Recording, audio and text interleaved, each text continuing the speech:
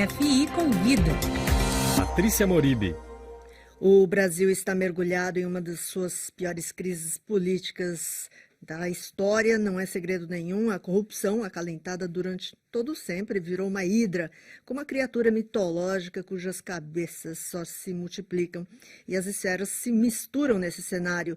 Como combater a corrupção no momento em que os três poderes distintos e autônomos, responsáveis pelo bom andamento da República, isto é, executivo, legislativo e judiciário, se mesclam tanto?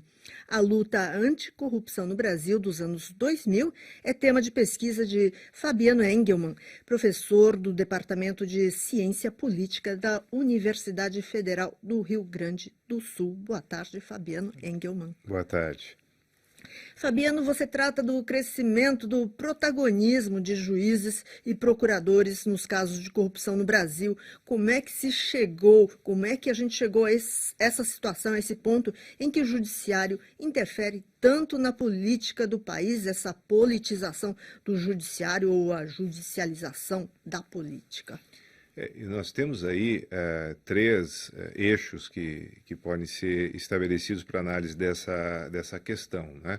Quer dizer, desde da Constituição de 1988, desde a redemocratização política do país, o Judiciário e principalmente o Ministério Público, né, foram adquirindo uma autonomia crescente, foram crescendo em termos de recursos, né, e também passaram a intervir bastante no espaço político, né? De um lado, por exemplo, nós podemos citar as decisões judiciais sobre as questões de saúde, né, que eram muito fortes ao longo da década de 90, ainda são, né, e que interferiram muito nas políticas de saúde dos municípios e dos estados. Nós podemos citar também a presença constante do judiciário nas ações diretas de inconstitucionalidade, né, quando um grupo político minoritário pede a inconstitucionalidade de uma lei feita, né, no Congresso Nacional ou nas Assembleias Estaduais. Então isso já ocorria, né, já vinha ocorrendo desde a década de 90. E de outro lado nós temos o incremento também, por exemplo, da força internacional da luta anticorrupção, a partir da OSCE, da ONU, né, da influência americana também, né, com uma série de leis sendo promulgadas a partir da década de 90 e 2000 nesse sentido, né.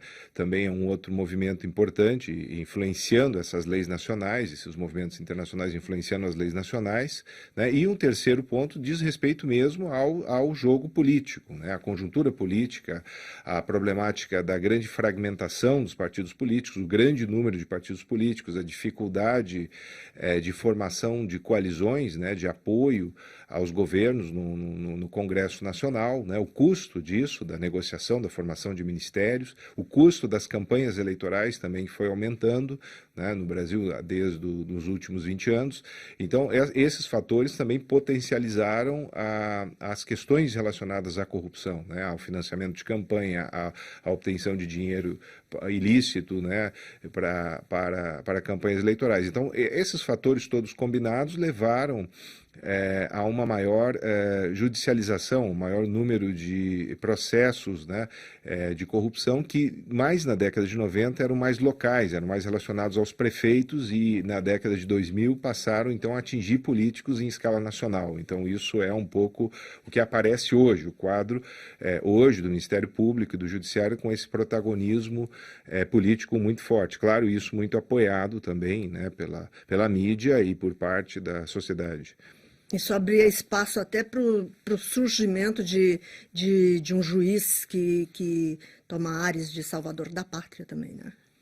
De certa forma, isso é parte, né, do fenômeno, né? Então, quanto os juízes, os procuradores, porque isso é importante, essa questão, porque esses movimentos não se restringem só a um controle de legalidade, né, judicial, com toda a lentidão que ocorre nesses processos judiciais. Nós temos a importação de outros modelos, por exemplo, mesmo de direito penal, que aparecem nas delações premiadas, que permite, então, que um indivíduo preso faça uma delação e imediatamente isso tenha como consequência a prisão de um político nacional. Bom, isso gera todo um escândalo político coberto pela mídia, né? Também há como é que se diz, um vazamento de informações, né, seletivo para manter esses assuntos nos jornais, e isso tudo compõe parte da estratégia desses procuradores e esses juízes que dirigem as operações de anticorrupção. Isso é publicamente expresso em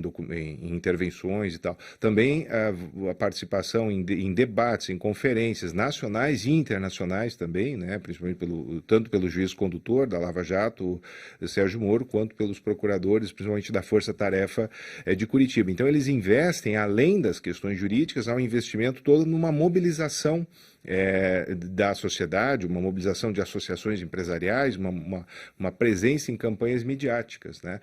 E, por exemplo, a lei da ficha limpa foi proposta pela Associação dos Magistrados Brasileiros, foi discutida no Congresso, mas veio de iniciativa do Judiciário. Hoje, as 10 medidas contra a corrupção, que são leis mais duras, principalmente contra os funcionários públicos, partiu das associações do Ministério Público, depois foi discutido no Parlamento, agora vem outras propostas. Então, isso é inédito. Né? Isso é algo muito do Brasil, esse protagonismo que vai para além do seu papel jurídico-judicial e vai muito para essa parte das campanhas. Nós vimos isso um pouco na Itália, na Operação Mãos Limpas, na década de 90, né? Mas nessa dimensão, hoje, só no Brasil. E para terminar, Fabiano, você fala no seu trabalho sobre o catecismo da luta anticorrupção. Como é que você resume isso? Se pode falar isso, tem a ver com várias iniciativas internacionais, por exemplo, a criação da ONG Transparência Internacional, né, em 1993, que criou um índice de percepção da corrupção, que são várias pesquisas que são feitas em vários países, entrevistando tanto o público em geral quanto grupos especializados, que permitem ranquear, estabelecer ranking, né, de países mais ou menos corruptos. Tem também iniciativas da ONU, né, que principalmente a partir do UNODC, que é o Escritório de Combate às Drogas, que, digamos assim, transfere tecnologia também de operações policiais para os países. Iniciativas da OSDE, que tem a ver com cooperação econômica, né, também pressionando os países a adotar medidas anticorrupção. Então, tudo isso, combinado, vai formando uma espécie de catecismo anticorrupção. Né? Obrigada, Fabiano Engelmann, professor do Departamento de Ciência Política da Universidade Federal do Rio Grande do Sul. Obrigada. Okay.